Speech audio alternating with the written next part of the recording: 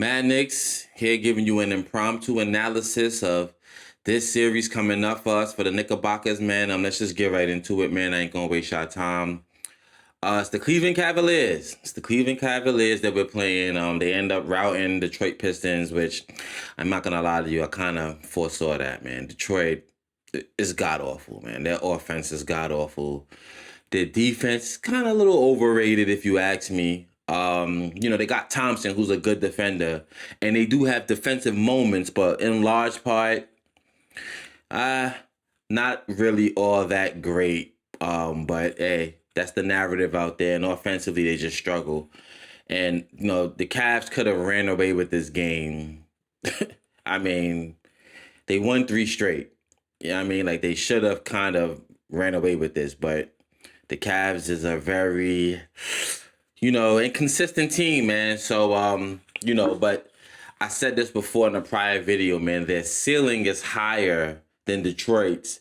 Their floor might be lower than Detroit's, but they have a higher offensive ceiling, even defensive ceiling, because they got some players, man. They got some names on their team, and at any given time, they can ratchet it up, man. So they are a dangerous team. It's just the inconsistency sometimes with that team. But so we got the Cavs.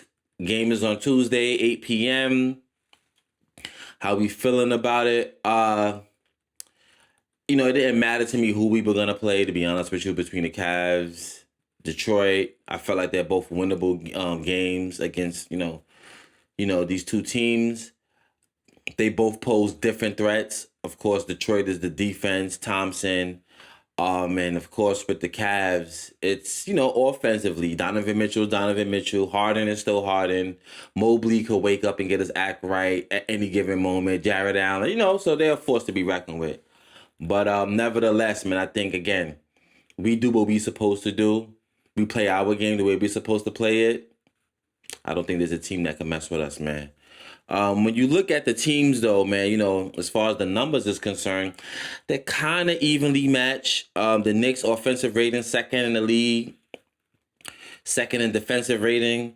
Cleveland Cavaliers, fourth in offensive rating, eighth in defensive rating. Their defense is really not good. I think they kind of knew that it was going to be that way once they made the trade for Harden. It's not like their defense was great before that with Darius Garland, but I think they kind of knew that they was kind of making the substitution with offense and defense, getting Harden, but giving them that boom factor or offense and trading the defense for it and going, well, we're just going to have to score more and we're going to rely on our bigs to, clog the paint and, of course, with some of the wings, they got reserves and Dean Wade and Strus, and we're gonna rely on those guys defensively to help us out because Donovan Mitchell's undersized. He's not a defensive wizard, and Harden has never been a defensive wizard.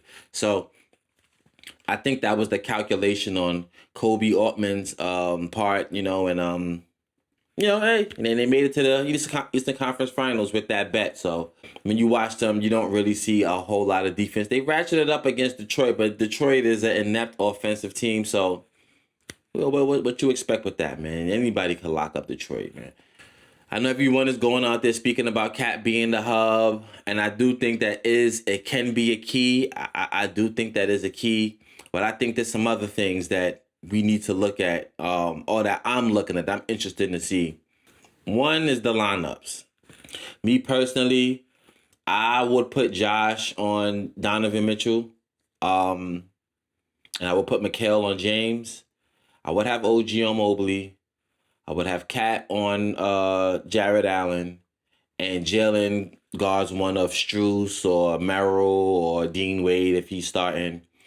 And I think you run with that, man. I think that, I think Josh really showing us a whole lot defensively this playoff, where he's really been like really good. Does that mean he can guard Donovan Mitchell? To be seen, man. Donovan Mitchell is special, man. He is special. When he's right, he's special. The Mikal Harden thing, the length, you need that with Harden. Harden is not the Harden of old, but he still, got some tricks up his sleeve, man. Mobley and OG, it works. It's not like Mobley is so imposing, but OG is. But Mobley can't hit the shot and OG can't step out. I think that's the perfect pairing. Cat and Allen is where it's kind of like weird. Allen got a little bit more length on him. Pause. But on the offensive end, I think all of that positional, those cross matchups work in our favor. On the defensive end is where it's like it can work. We'll have to see. You might have to change it up later down the line because Donovan is going off, and maybe you want to put Mikal on him. You know what I mean? We're really gonna have to play that by ear. But if I had to really go with one key, I think it is gonna be the cross matchups. And I think those are the matchups I'm going with. Josh on Donovan, Mikal on James, OG on Mobley, Cat on Jared Allen, and Jalen on one of, if Strus is starting, Dean Wade is starting, Merrill is starting, you do that. Number 2 is going to be, this rest versus rust thing. I think it's a little overblown, but I do have it as a key, and mainly for maybe game 1, I think. And Game 1, man, numbers show, man. Teams who win game 1, the percentage, them going on to winning the series. I get it, this playoffs, not so much. Detroit won game 1. You know what I mean? They still end up losing. So, it's the playoffs, anything can happen. But I think that starting off, the energy, the Cavs is an inconsistent team. And they don't have good starts neither. But the Knicks, we've seen it in the past where we have these rough starts where it's taking us a second to get going. And that's when we're playing every day or almost every day.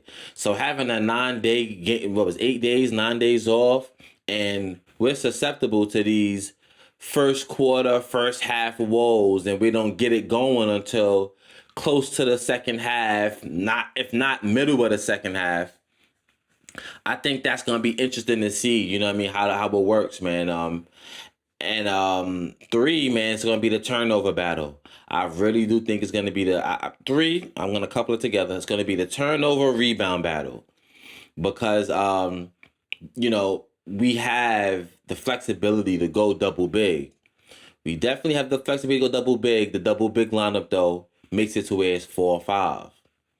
You know what I mean? And it's not like Allen is such a great scorer, but he can. You know what I mean? How quick are we gonna yank it and go double big? Is Cat getting in foul trouble? These things that we gotta consider. I mean, it's not like Allen is gonna go at Cat. He's not that kind of player. He can be, but not really that kind of player. Is Cat gonna be undisciplined and get in foul trouble to where we gotta put in Mitch now, but now we're playing 5-on-4? Or Jared Allen is killing us on the board, so but we're gonna go double big. We're gonna sub out Josh for Mitch. And now you have Cat guarding Mobley. I think that's going to be interesting to see, man. I know I kind of went all over the place, but I went down that tangent because I think 3 is going to be the rebound battle and the turnover battle. And I am coupling, the matchup when it comes to fouling, how that's going to fare out, how that was going to work out. But I do think the rebounding is going to be key. We don't have an Assault Thompson on our team, but we have kind of Assault Thompson on our team and Josh Hart, man. Is he going to fly over the middle and, sell out for rebounds? Because they don't have a guy like that. They're not that kind of team. You know what I mean? Because you can't leave it up to just Cat. Even though you can, he could get boards. OG is going to have to chip in with boarding. Our guards is going to have to really pursue the boards because they do have a height. If we're not going to go double big, they do have a height advantage over us. Starting lineup for sure. So I think rebounding is going to be important, man. The stats show we're pretty much the same in boarding. And the turnover battle, man. Look, Cleveland is a very loosey-goose team when it comes with the ball, man. I mean, especially with ball pressure, even without ball pressure, man. You know what I mean? Harden did mention something about, he's only been there 2 months. And that's fair. It's fair that they're still a new team, man. They're still learning each other. So I get that, but some of the turnovers are just ridiculous, man. You know what I mean? They're just kind of careless with the ball sometimes. It's like unserious basketball sometimes with the Cavs. So in the Knicks, hey, man, we got those wings. OG's always playing the passing lane. Mikal plays the passing lane. Josh plays the passing lane. So that's one edge that we really do have. And if we can win the turnover battle and the rebound battle, along with keeping our fouls at a minimum. But if we can keep that to a minimum, not get too handsy, hit the glass, everybody pursues the ball, win the turnover battle, we'll be all right, man. You know what I mean? Like, we have the horses to really get at this team, man. So it's gonna be interesting to see, man. I know everybody got predictions. I hate giving predictions. I don't like giving predictions. You really don't know how a series is gonna go. I really do have to watch game one to really get a feeling of, and even sometimes after game one, when you're really getting the feeling of how these two teams are really gonna go at each other, man. What's it gonna be like? What, you know what I mean? Who's gonna do what, and etc. So that's gonna be very interesting to see, man. Yeah, man. I think, again, I think this is a beatable team, but of course we have to bring it, obviously. And I think some things along the margins is where we can really get out ahead in front of this team, man. That they are a very you got to call it what it is. They are a pretty inconsistent team. They went 7 games against Detroit. They went 7 games against Toronto. That didn't happen for any reason, man. You know what I mean? Like, so sometimes they're like susceptible to the yips sometimes, man. You know what I mean? And I think we need to do a good job at capitalizing on that. I really want to see us up the ball pressure. You know what I mean? I don't want to see us just meeting them at half court. I want to see us on them, man. I want to see us on them. And I do also think another key, man, the bench. People not talking about it, man. I think the bench really is going to play a role. Probably for both teams, but us more than them. Deuce, Shamit, Mitch, of course, Jordan Clarkson, the firepower. I really think it's going to play a big role. They don't have a lot of three-point shooting, but they have pretty good three-point shooting. Sam Merrill could hit it. Max Strus can hit the three.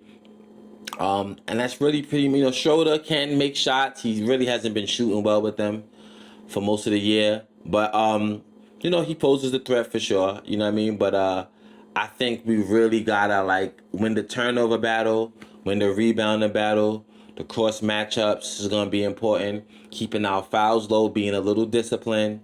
But still being aggressive defensively, man. I think we'll be all right, man. You know what I mean? So Mad Knicks here, man.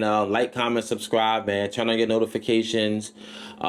Subscribe to my Mad Knicks short channel. Follow me on @KMalls_, man. We up out of here, man. Let's go Knicks.